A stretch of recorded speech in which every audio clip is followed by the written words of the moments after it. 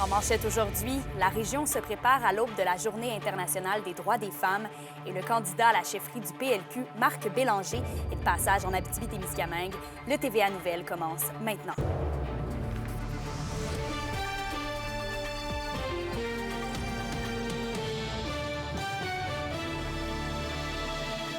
Bon vendredi, merci d'être là pour le TVA Nouvelles.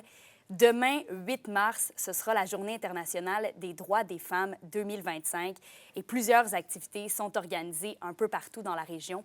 Au Témiscamingue, un dîner va avoir lieu dans le but d'inaugurer la Marche mondiale des femmes ainsi que la présentation d'un balado, le Témiscamingue au féminin, abordant le mouvement.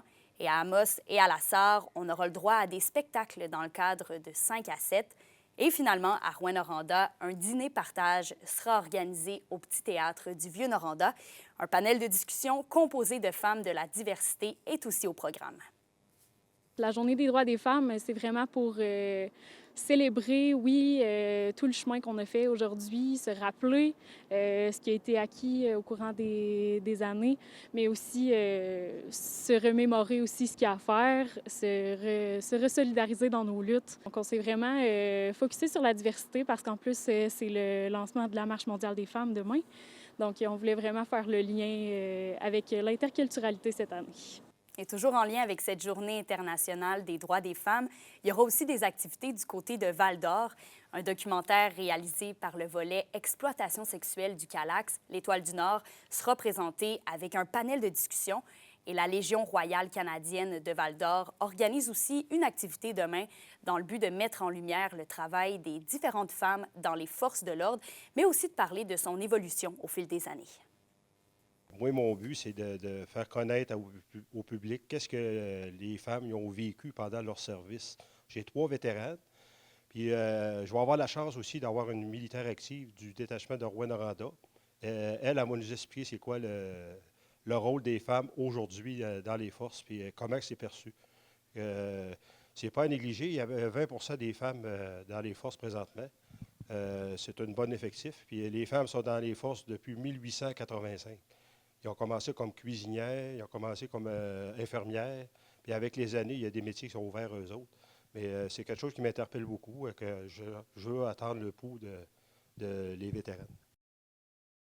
La question du jour TVA, une présentation de Mobilier Bélan qui vous offre depuis plus de 50 ans un service de qualité et un grand choix de matelas mobilier électro au prix compétitif que vous recherchez.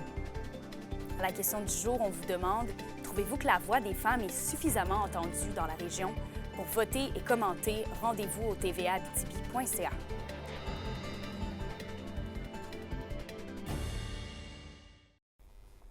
Et en politique, Marc Bélanger, l'un des candidats à la chefferie du Parti libéral du Québec, est en visite dans la région cette semaine.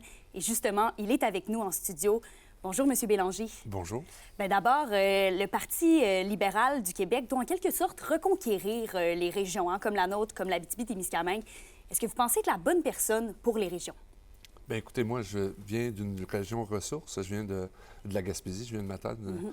Et vous savez, là, ce qu'on a besoin de faire, c'est d'envoyer un message fort aux régions qu'on est prêt à les développer. Et il y a une question de nationalisme économique.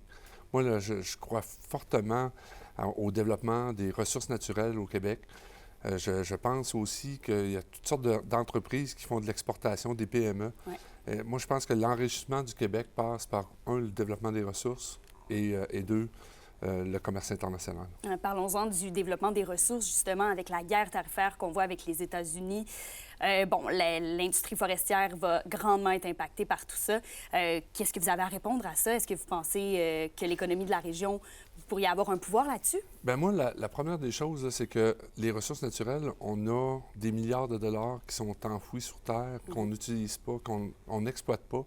Et moi, je trouve que ça, c'est inacceptable. Je pense que le Québec, on est dans une situation économique précaire et on n'a pas fait l'exploitation qu'on devrait faire. Ça fait que moi, je vais de l'avant. Je veux absolument qu'on fasse un développement vraiment important de nos ressources naturelles. Puis je veux que ça soit fait aussi au bénéfice des Québécois. Je veux qu'on protège l'eau. Je veux qu'on nationalise l'eau. Je veux que la question de l'environnement soit là, mais de toute façon, les ressources naturelles, si on ne les exploite pas nous autres mêmes, ce sera les Américains un jour qui feront des pressions pour venir exploiter nos ressources naturelles. Fait que moi, je pense qu'il faut aller vraiment pousser très, très fort au développement de toutes nos ressources naturelles.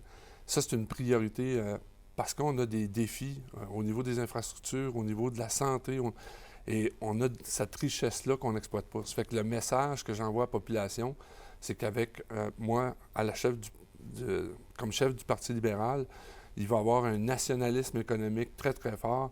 J'ai cette vision là, des Jean Lesage, des Robert Bourassa qui ont investi beaucoup dans le développement, dans la création de l'emploi, puis de cette vision d'un Québec fort, d'un maître chez nous. Mais c'est exactement ma vision. Et naturellement, je suis un gars des régions. Ça fait il y a bien des politiciens là, qui se présentent en région puis ils disent hey, « c'est important les régions ». Non, moi, j'y crois fortement. Moi, à Matane, là, vous aviez l'usine de crevettes qui était détenue par des étrangers qui a exploité la crevette dans le Saint-Laurent. Maintenant, il n'y a plus de crevettes. Il faut faire une saine gestion de nos ressources, puis il faut que ça soit fait par le bénéfice des gens des régions. Et vous savez, quand on fait de l'exploitation, là, il faut que les retombées soient aussi pour les gens des régions. Donc, moi, là, quand on fait de l'exploitation chez nous, comme dans une région comme ici, il faut qu'il y ait une retombée, il faut qu'il y ait un réinvestissement majeur des bénéfices de cette exploitation-là. Oui. Puis, on va parler en terminant de l'enjeu d'un ministre régional. Ici, dans la région, on n'a pas de ministre régional, on a un ministre responsable. Si vous êtes élu à la tête du parti, est-ce que vous pensez que c'est un enjeu sur lequel vous aimeriez travailler? Bien, la première des choses, c'est que si je suis élu, là, vous allez avoir un premier ministre qui est issu d'une région ressource. Ça fait que vous allez être les mieux servis parce que moi, ça va être une priorité. J'ai ça dans le sang, j'ai ça dans mon ADN. Fait que oui, la question d'une représentativité, puis je vais en faire des annonces par rapport à comment je vois l'approche, mais la lutte aux disparités régionales pour qu'on fasse un développement équitable sur l'ensemble du territoire du Québec, c'est une priorité pour moi, puis ça va se refléter dans mes politiques puis ce que je vais présenter. Monsieur Bélanger, merci beaucoup de votre visite en studio. Merci. On va parler de santé maintenant. Les pharmaciens du Québec ouvrent une discussion avec le public sur les bonnes pratiques à adopter en pharmacie. L'initiative est lancée pour assurer une fluidité des services offerts par les professionnels, alors que leurs responsabilités se sont élargies dans les 10 dernières années. Les pharmaciens demandent notamment à la population d'éviter d'être à la dernière minute pour un service et de transmettre rapidement leur nouvelle ordonnance. On écoute Marie-Ève Tremblay, qui est pharmacienne propriétaire à Val-d'Or. Si la personne à la maison, elle voit qu'il lui reste 2 à 3 jours de médication, mais elle peut nous lâcher un petit coup de fil ou faire sur l'application, parce que maintenant, toutes les pharmacies ont leur application, ou faire un renouvellement sur Internet pour justement prévoir. Puis nous, ça nous permet, dans notre journée, bien, en fait, là, de mieux prévoir puis privilégier certaines tâches. Parce que c'est sûr que le but, c'est toujours de mieux servir les patients puis de pouvoir gérer les urgences aussi. Les SADC de l'Abitibi-Témiscamingue et du nord du Québec vous présentent la bonne nouvelle économique TVA. Vous démarrez une entreprise?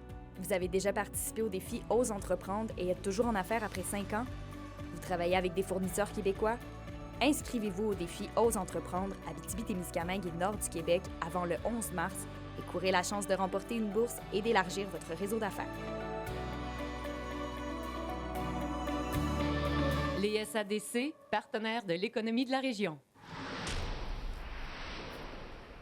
Et on vous en parlait plus tôt dans le bulletin de la Journée internationale des droits des femmes qui va avoir lieu demain. Eh bien, notre chroniqueuse culturelle Justine Desrosiers tient à dédier sa chronique de ce soir à des femmes issues du milieu culturel régional. Elle parlera notamment avec la cinéaste Béatrice Mediavilla et Rosalie Chartier-Lacombe, la directrice du Petit Théâtre du Vieux-Noranda. C'est un segment à ne pas manquer. Soyez des nôtres ce soir. Mais d'abord, un extrait avec Béatrice. Moi, je travaille en cinéma, donc c'est certain que longtemps, puis en plus au Québec, on a quand même une forme de, tu sais, rapidement à l'ONF, il y a eu le studio de création des femmes, il y a quand même eu cette sensibilité-là, et malgré ça, il y a la nécessité de faire des regroupements, des organismes comme Réalisatrices équitables qui font des pressions pour avoir une forme de parité, tu sais. Puis moi, quand je fais un film de femmes. Mais, tu sais, Dominique Leclerc, Martin Guérin, Serge Bordelot, quand ils font des films, ils font pas des films de gars. Tu sais, on se fait dire ça, puis c'est comme un peu un mal nécessaire, parce que si on fait rien, on n'aura pas la parité. Et les équipes LHJMQ de la région sont en action cette fin de semaine. Les Foreurs de Val-d'Or reçoivent la visite des Olympiques de Gatineau ce soir et du Titan d'Acadie Batters demain après-midi. Et de leur côté, les Huskies accueillent également la visite des deux équipes. La Meute recevra la visite du Titan ce soir et des Olympiques demain après-midi. L'entraîneur-chef de l'équipe, Steve Hartley, explique l'importance de ces deux matchs à l'approche des séries éliminatoires. Chaque match sont importants depuis quelques semaines. Puis, à l'aube des séries, peu importe le rang qu'on va se donner, c'est vraiment important qu'on arrive en séries éliminatoires fin prêt, puis qu'on joue du bon hockey. Puis je pense que si on prend nos deux derniers matchs, là, je sens vraiment qu'on a compris l'urgence du moment. Puis j'aime la façon que notre équipe se comporte dans les derniers matchs. Puis c'est juste de continuer à progresser là-dedans, puis d'arriver en séries éliminatoires fin prêt. Pour une nouvelle importante à nous communiquer, contactez-nous, nouvelles au pluriel, @rncmedia.ca, par téléphone au 1-866-463-4636 et notre site web tvaabitibi.ca.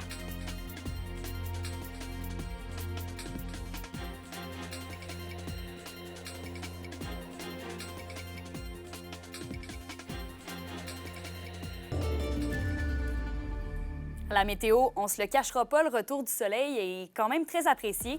On en profite puisque ça va redevenir nuageux plus tard en journée avec 40 % de probabilité d'averse de neige, maximum de moins 8 degrés Celsius du côté de l'Abitibi et de moins 5 au Témiscamingue.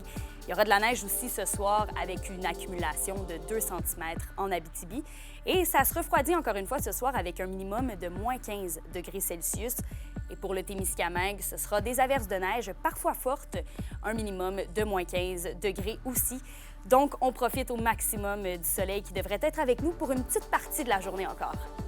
C'est donc ce qui complète le bulletin en ce vendredi midi. Passez une belle journée. On se retrouve tout à l'heure pour le TVA 18h.